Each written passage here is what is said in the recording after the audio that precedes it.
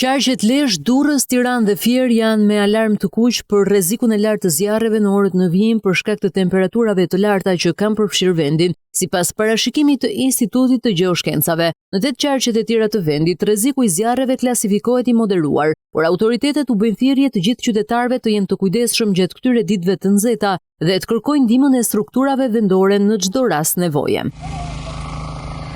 Të paktën 58 raste zjarre shushenuan në të gjithë vendin përgjatë shtunës, nga të cilat një ishte aktive dhe të dielën sipas raportimeve në qendrën kombëtare operacionale të emergjencave civile. Zjarri vijon në një sipërfaqe pyjore me pishë dhe bimësi të përzierë në fshatin Markatomaj të Bashkisë Lezhë, ku 7 vatra të tjera ushuan plotësisht. Në qarkun e Tiranës, në 24 orë janë raportuar 12 vatra zjarri në Bashkinë Tiranë, Kavaj, Rrogozhinë, të cilat kryesisht kanë qenë në sipërfaqe me bimësi. Të gjitha këto vatra janë neutralizuar në kohë. Një prej vatrave të zjarrit u raportua në shtëpinë e fëmijëve Zyber Hallulli, në një dhomë në katin e 4 të godinës. Zjarri u shua brenda pak minutave, ndërsa pati vetëm dëme materiale. Në qarkun Fier janë shuar të 8 vatrat e zjarrit të raportuara kryesisht në sipërfaqe me shkurre dhe bimësi. Nga 5 vatra zjarre shushenuan në qarqet Durrës e Berat, nga 2 vatra u raportuan në qarqet Shkodër e Korç. Në qarqet Vlorë e Elbasan pati nga 3 raste zjarre që u arritën të neutralizohen, pa paraqitur rrezik për zonat e banuara. Si pasojë e këtyre zjarreve janë djegur rreth 32 hektar sipërfaqe me bimësi, por edhe një sipërfaqe konsiderueshme me lis, arra dhe rrënjë ulliri.